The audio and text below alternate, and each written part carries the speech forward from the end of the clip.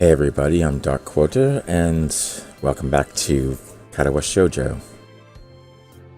Now, last time we met a couple classmates, and I guess did an assignment in class, and now a couple of those classmates are showing me around the school. This is Misha, and this is Shizune. Shizune is deaf, so she uses sign language to communicate, and Misha is the interpreter. We don't know what Misha's supposed disability is yet. So right now we're in the cafeteria. So let's get going. Alright. As I nibble indifferently at the food I'd rather not eat, Misha pokes me on the side to get my attention and points to Shizune. ... I don't understand signs, so the point escapes me. Maybe looking at a person who talks to you is proper and polite. Yeah, she didn't look happy. You want to know something? What? About anything. We're your guides, so you should ask if there's something. Feel the exclamation point. I wonder. I get a choice. How about I ask about Shizune's deafness? Shizune intrigues me, and I kind of want to ask something about her. But I can't really ask about something that personal, can I? I can't come up with anything else to ask, so I just focus on my food while the girls talk between themselves. Misha and Shizune sign back and forth very animatedly, throwing sideways glances at me, but Misha refrains from translating. Maybe they are talking about secret girl stuff or something. Guess that's possible. ... I quickly notice the conversation in sign is not enough to fill a silence. We arrive in the classroom early, but we're not the first. So that was it? That was the whole meal? You didn't ask anything? Okay. I'm guessing she's got a burned face or something. Or she's part demon. Either way. That dark-haired girl I noticed before is slumped over her desk at the last row. What happened? She jumps a little when Misha crashes into the room with the elegance of a rhino. She shrinks deeper into her seat. I can feel her tension all the way from here, as if she were slowly turning into stone just from our presence. It's possible. Misha and Shizune either don't notice or don't mind it as I walk directly past her to their seats and begin to converse. Then she disappears off screen. I'm left wondering about her even when the classroom slowly fills with other students and finally the teacher. Getting into the rhythm of school feels strange. It's as if my brain remembers how this is done, but my body doesn't. Towards the end of the class, I start yawning and counting the minutes left. I shouldn't be this tired on my first day of school. Maybe it's the long time spent in the hospital that made me like this. I'm even feeling physically weak and lifeless. That doesn't sound good. Before long, the final bell rings. School is finally over for the day. Beside me, Misha and Shizune are having a short conversation. After a bit of deliberation, Misha turns to me. ...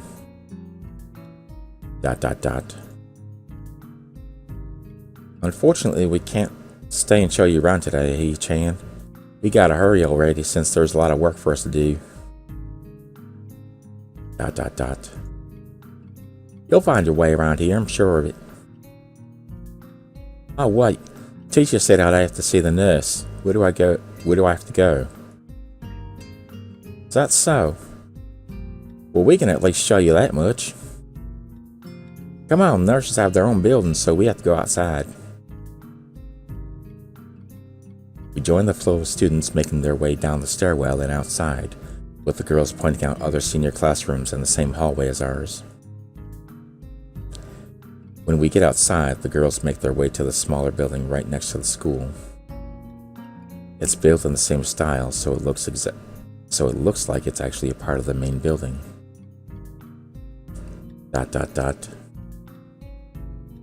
This is the auxiliary building here. There's a lot of official and important stuff inside, like the Yamaku Foundation office and all the nurses' offices. They even have a swimming pool. How is that official? ... Oh, he's not happy with me. Don't be silly, He-chan. For physical therapy, of course.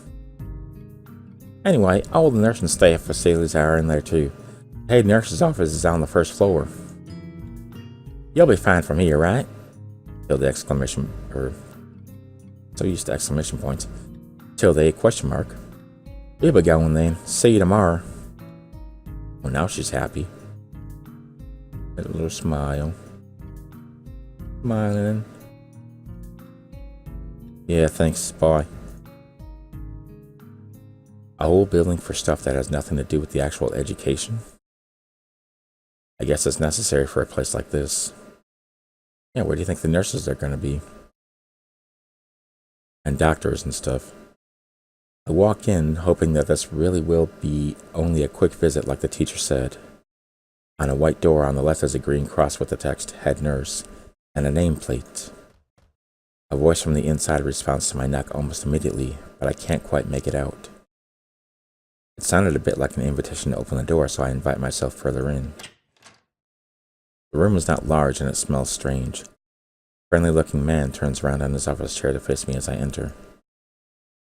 His desk is neat and tidy, but the bin under the table is overflowing with used medical utensils, and there are at least a dozen coffee cup rings lingering on the desk. That doesn't sound especially safe or sterile. Let's see. Who is this guy? Smiling man. I don't know. And apparently there's... Whoa. What is going on here? There's a bass guitar and... Is that like a saxophone? Okay. I have no idea how that's supposed to make me feel. Anyway, I guess I'll just do my default or something. Let's see. Hello there. What can I do for you today? He is young looking and sort of rugged, but the dimples in his cheeks wash that impression away when he smiles. So, what do the dimples do exactly? They wash away his young looking and rugged look? Okay, I don't know how that's possible. Are you the nurse? He smiles like a...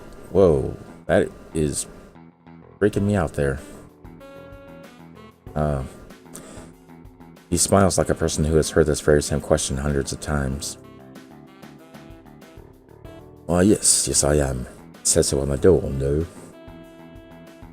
You can call me by my name, or just the nurse, like everyone else. Of course, I shake off my confusion, realizing I probably should grab his extended hand. His handshake is rather firm and friendly. Right, I'm a new student and my homeroom teacher told me to come and meet you. My name is Sasayo Nakai. His eyes light up with revelation and he snaps his fingers. Oh, you're that Nakai. Is there another one? Am I not the only Nakai here? Okay. I was just reading your file in the morning. Some kind of chronic arrhythmia and related congenital heart muscle deficiency, right? He gestures He gestures me to sit down in a vacant armchair in front of his desk. Why is he looking at me like that? This doctor's kind of freaking me out. Yeah. Good. Well, you've probably been briefed about the school enough, so I'll just go over this quickly. We have all kinds of facilities available, mostly physical therapy and such. There's always someone from my staff around, even at night, so never hesitate to call us if there's a problem. The famous 24-hour nursing staff. Wow, this is like a hospital. Well, not exactly. For instance, we don't do brain surgery here. His joke feels so out of place that I'm left thinking why he even said it. Yeah, just that it's really weird to have so many medical people at school. You'll get used to it. Not so sure of that myself, but I don't let the nurse know it. Now let me just find your file again. While he searches for something from his computer and shuffles stacks of papers around, I let my gaze wander around the room. It's the epitome of generic, I'd like to say. Beige walls and ceiling, dark gray laminate flooring, and all the equipment you'd expect from a school nurse's office. Even the ridiculous educational posters are hanging on all 4 walls, reminding me to eat properly, 3 times a day and from all the food groups. Smiling, the nurse draws a thick file from a stack of similarly thick files and opens it. So, you already have medication for the arrhythmia. Just remember to take your pills every morning and evening, or it won't be much help. Apart from that, do you do any sports? Rash stuff like, I don't know, boxing? He grins to his own joke, but I don't. Well, I played soccer occasionally with some classmates. Alright, I'm afraid I'm going to have to recommend you refrain from doing that. At least for the time being. Hi. My lack of reaction makes him raise an eyebrow, but really I'm not too bothered by him forbidding me to kick a ball around. I guess I never did it out of burning passion for the sport, just to have something to do. Any kind of concussion might be very dangerous to your heart, and risking an attack is not a good idea. Was the previous one caused by a sudden concussion to the chest area? There's no mention of the cause in your papers. Not exactly. I sidestep the question acceptably, and he glances at me over his papers with a more serious expression on his face. Still, you need to keep your body healthy, so some exercise would do you good. We have physical therapy and such available, as I said, but I don't think you really need such heavy measures. Just get some light exercise regularly. Brisk walks or even light jogging, jumping rope, that sort of thing. Swimming maybe? There's a pool here. So I was told. You were? Very good. At any rate, and I'm sure you've been told this before, you just need to take care not to overexert yourself. He wags his finger to emphasize the point. No need really, I've heard this 1,000 times already. Absolutely no unnecessary risks. Take care of yourself. Okay. He goes over to my papers one more time and sets them on the desk, obviously content. I'm glad one of us is. Good, that's it then. Come meet me if you ever need something. Like a lobotomy? I mushed it out before I even realized it. A quick visit indeed. I end up standing in front of the main building and the auxiliary building, although to my eyes they still look one and the same. It's the first real look I get at the other students, so I watch people coming out of the school, going towards the gate or the dorms. Everyone seems to know where they're going. And I still keep thinking that most of them don't look too special for being students at a special school. Then again, neither do I. Does that make me one of them? One of us? ... I should go somewhere too, to prevent me from getting lost. It's around dinner time, but I feel tired instead of hungry. I guess I see some stars out. Or, no, wait, that's Never mind, that's dust on my monitor. I was seeing stars up here in the sky, but no, it's the same picture as before, during the day. Never mind. Awareness in me only grows as I trudge towards the dorms, set a little way apart from the main building complex. There was a garden of sorts between the school and the dorms, shrubbery, flowers, and the overbearing smell of fresh-cut grass that fills the atmosphere. It dawns on my tired mind that the smell feels novel because I haven't been outside at all for so long. Wish I could talk. The dorm building is big and made of red brick. Like the others, it feels way too pompous for what it is, so I push forward, going inside. It takes more time than necessary to fish out the key I was given from my pocket. Room 119. Despite the ornate exterior, the inside of the dorm is fairly new, functional, and boring. Just like in the main building, the halls and doors are wide to accommodate wheelchairs. The same goes for the elevators at the ends of the hallways. I poke my head around the corner of the common room door. Inside, a few students are watching the television. One nods and gives a quick hello before turning back to the TV. Seems that only the girls around here are sociable. I suppose that's perfectly fine with me. I climb the stairs to the upper floor. Here, small corridors branch off from the main hallway. Each of these minor halls seems to have a toilet and shower as well as 4 rooms. About halfway down the hall, I spy room 119. The nameplates on the rooms adjacent to mine are blank. I guess there are just 2 of us here. Light shines from below the door of room 117, so I knock lightly. Hello, is anyone home? From inside, I hear a few movements, then the clicking of way more locks than I thought these doors had. After a moment, the door squeaks open. It's Harry Potter. The spectacled boy is standing in the doorway. He is looking at me very intently through his extremely thick eyeglasses. Oh, is it blind? No, at least not completely. Why would he have eyeglasses if he was? For style? Whoa, getting a little close there, buddy. He leans closer to me until our noses are almost touching. His breath stinks of garlic. So, Nakai, moving to the next room. I thought I should introduce my... His face suddenly brightens in realization, and he stands back upright, thrusting his hand out in a smiling greeting, almost straight to my diaphragm. Oh, sup, dude? Name's Kenji. Ah, hi.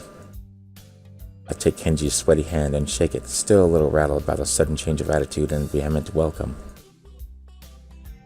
There were some suspicious-looking people going in and out of your room earlier. It was probably my parents. Your parents? You sure? Because they could have been some other people too.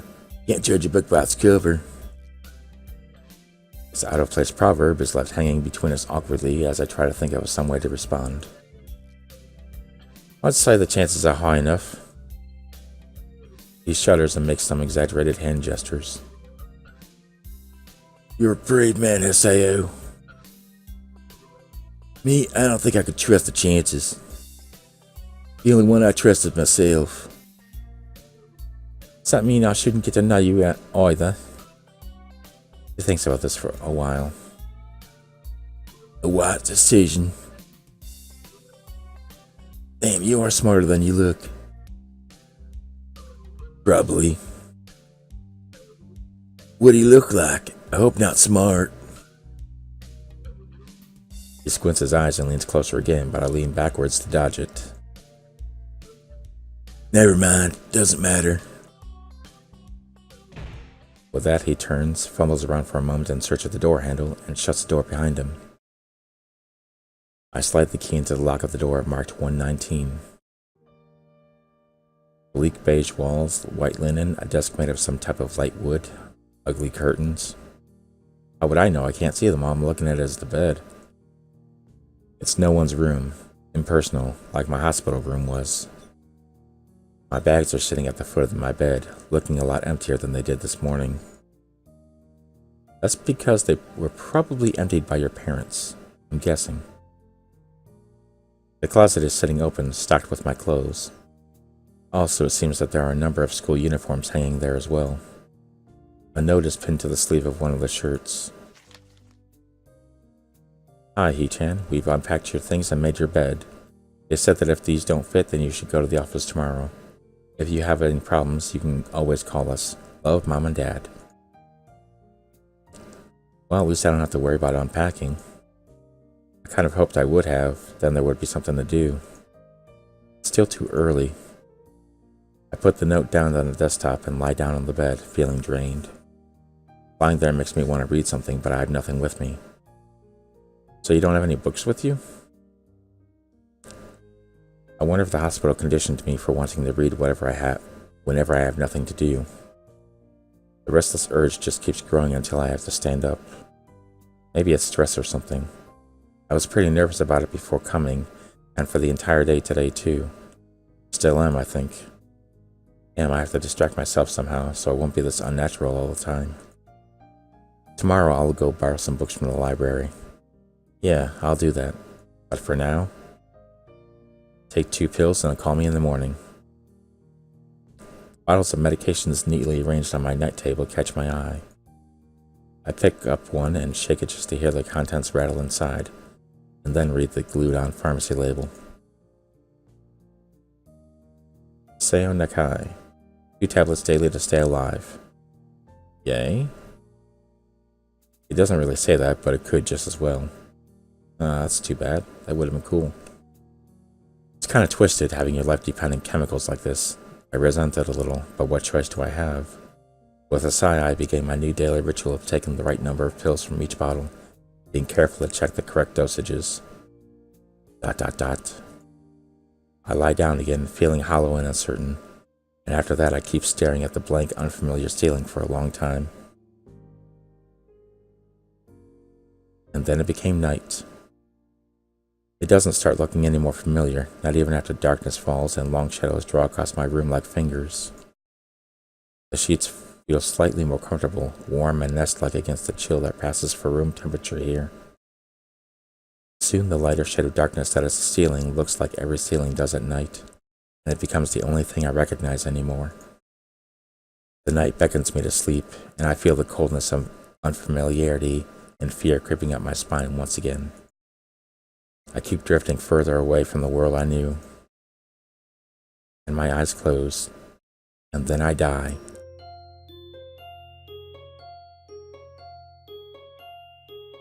The title screen, Katawa Shoujo.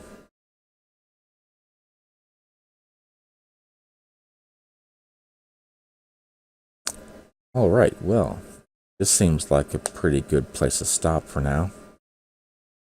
So, thanks for joining me in Katawa Shoujo again.